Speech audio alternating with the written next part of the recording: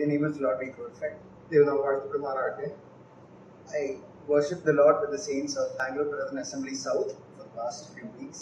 Bangalore brother assembly Bangalore സൗത്തിലുള്ള ദൈവമക്കളോട് ചേർന്നാണ് കഴിഞ്ഞ ആഴ്ചകളിൽ ഞാൻ കർത്താവിനെ ആരാധിച്ചു പോകുന്നത്. And I'm happy to worship with the saints of this assembly today. ഇന്ന് രാവിലെ ഇവിടെയുള്ള ദൈവമക്കളോട് ചേർന്ന് കർത്താവിനെ ആരാധിക്കാൻ സന്തോഷമുള്ളവരും സഭയെ അറിയിക്കും. For a small short thought, please turn with me to John chapter 19. അല്പസമയത്തെ ധ്യാനത്തിനായിട്ട് യോഹന്നാന്റെ സുവിശേഷം 19-ാം അധ്യായത്തിലേക്ക് നീങ്ങും.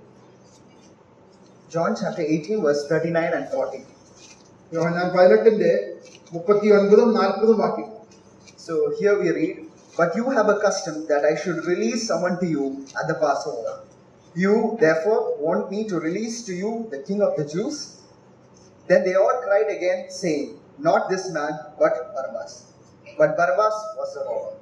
39-ാം വാക്യം. എന്നാൽ പെസഹയിൽ ഞാൻ നിങ്ങൾക്ക് ഒരുത്തനെ വിട്ടുതരിക പതിവുണ്ടല്ലോ, യഹൂദന്മാരുടെ രാജാവിന് വിട്ടുതരുന്നത് സമ്മതമോ എന്ന് ചോദിച്ചതിന് അവർ പിന്നെയും ഇവനെ വേണ്ട, ബറബ്ബാസിനെ മതി എന്ന് നിലവിളിച്ചു പറഞ്ഞു. ബറബ്ബാസോ കവർച്ചക്കാരനായിരുന്നു.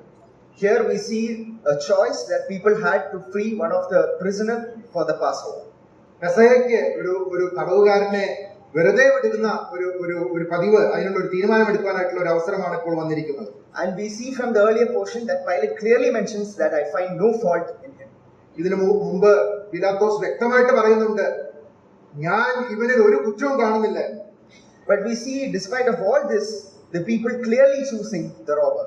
എന്നാൽ ഇതൊക്കെയും കഴിഞ്ഞിട്ടും ജനം കവർച്ചക്കാരനെ തിരഞ്ഞെടുത്തതായിട്ട് നമുക്ക് കാണുവാനായിട്ട് സാധിക്കും. They choose the guilty instead of the innocent. നിഷ്കളങ്കനെ തിരഞ്ഞെടുക്കുന്നതിന് പകരം കവർച്ചക്കാരനെയും കുറ്റക്കാരനെയുമാണ് അവർ തിരഞ്ഞെടുത്തത്.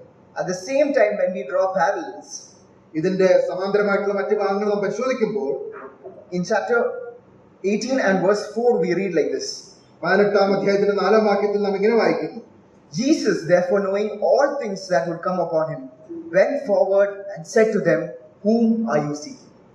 യേശു തനിക്ക് നേരിടുവാനുള്ളത് എല്ലാം അറിഞ്ഞ് പുറത്തു ചെന്ന് നിങ്ങൾ ആരെ തിരയുന്നു എന്ന് അവരോട് ചോദിച്ചു. Here we see Jesus making a choice. ഇവിടെ കർത്താവ് തന്നെ ഒരു തെരഞ്ഞെടുപ്പ് നടത്തുന്നതായിട്ട് നമുക്ക് കാണാനായിട്ട് സാധിക്കും. We read Jesus knowing all things that would come upon him. തനിക്ക് നേരിടുവാനുള്ളതെല്ലാം യേശു കർത്താവ് അറിഞ്ഞു. He knew of the death, the painful crucifixion, the accusations he will be listening to. But despite of all that, we see him going forward to the soldiers and surrendering himself to the will of God. തനിക്ക് നേരിടുവാനുള്ളതെല്ലാം, താൻ അനുഭവിക്കാൻ പോകുന്ന നിന്ന, പരിഹാസം, ക്രൂശിലെ എല്ലാം മരണവും അതെല്ലാം അറിഞ്ഞുകൊണ്ട് മനഃപൂർവ്വമായിട്ട് ഏൽപ്പിച്ചു കൊടുക്കുന്ന കർത്താവിനെ നമുക്ക് അവിടെ കാണുവാനായിട്ട് സാധിക്കും. And we can thank and praise God because he made this choice for us. Today we are seated in his presence. കർത്താവ് നമുക്ക് വേണ്ടി അങ്ങനെ ഒരു തിരഞ്ഞെടുപ്പ് എടുത്തുകൊണ്ടാണ് ഇന്ന് രാവിലെ നാം ദൈവസന്നിധിയിലേക്ക് കടന്നു വരുവാൻ മുഖാന്തരമായത്. Because he chose to give up his life for us, today we have redemption. നമുക്ക് വേണ്ടി തന്റെ ജീവനെ ഏൽപ്പിച്ചു കൊടുക്കുവാൻ കർത്താവ് തയ്യാറായതുകൊണ്ട് നമുക്ക് വീണ്ടെടുപ്പിൽ ഇരിക്കാനായിട്ടിടയായിരുന്നു. Further in chapter 19 we read that, "Therefore Jesus, knowing all things, he said, I thirst, so that the scriptures may be fulfilled." 19-ാം അധ്യായത്തിൽ നാം ഇങ്ങനെ വായിക്കുന്നു, അതിനുശേഷം തിരുവെഴുത്ത് നിവൃത്തിയാകേണ്ടതിന് സകലം നിവൃത്തിയായി എന്ന് അറിഞ്ഞുകൊണ്ട് കർത്താവ് നിവൃത്തിയായി എന്ന് അവിടെ പറയുന്നതായിട്ട് കാണുന്നു. Jesus again choosing that the scriptures may be fulfilled, he gave up his life. തിരുവെഴുത്ത് നിവൃത്തിയാകുന്നതിന്റെ ഭാഗമായിട്ട് അതിൻ പ്രകാരമാണ് കർത്താവ് തന്റെ പ്രാണനെ വെച്ചു കൊടുത്തതായിട്ട് വായിക്കുന്നത്. We all very much know that Jesus had the power completely to deliver himself from that situation. അതിൽ നിന്ന് തനിക്ക് രക്ഷ പ്രാപിക്കുവാനായിട്ട് സാധിക്കുമായിരുന്നു. But yet he gave his life for us. എന്നാൽ നമുക്ക് വേണ്ടി തന്റെ ജീവനെ അവൻ ഏൽപ്പിച്ചു. The death of the just for the unjust. നീതിമാനായ ദൈവം നീതികെട്ടവരായ നമുക്ക് വേണ്ടി തന്റെ ജീവൻ നമുക്ക് വേണ്ടി കർത്താവ് വെച്ചു.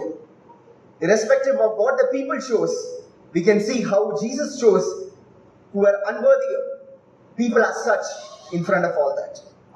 ജനം എടുത്ത തെരഞ്ഞെടുപ്പിനോടനുബന്ധിച്ച് നോക്കുമ്പോൾ അനർഹരായ നമ്മെ തെരഞ്ഞെടുക്കുവാനായിട്ട് ദൈവം കാണിച്ച വലിയ ദയയെ നമുക്ക് ഓർക്കുവാനായിട്ട് സാധിക്കും.